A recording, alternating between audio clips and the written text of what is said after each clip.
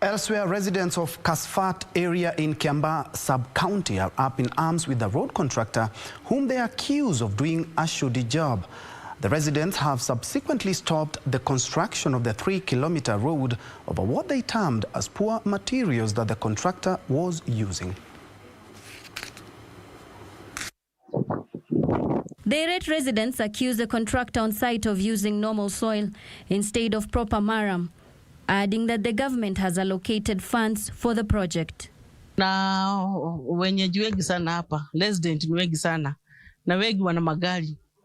Wakati wa mvua, gari ikipanda hapa tu inakwama. Wanaacha magari zao tu ikiwa imekwama tu kwa maji, na wanaenda tu pengine na miguu kazini.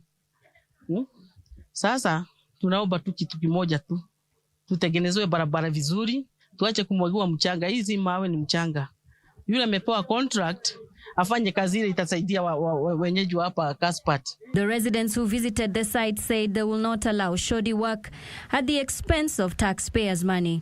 Ni mawe kama hii unamwagiwa na sio mzuri, unasema tu wewe ukiwa huku mashinani unasema sisi tumekataa hiyo. Kwa sababu sisi tunalipa kodi.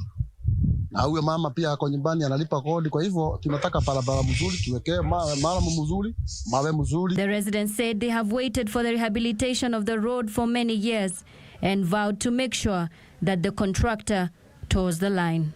For Channel 1 News, I'm Nisi Imano Okoth.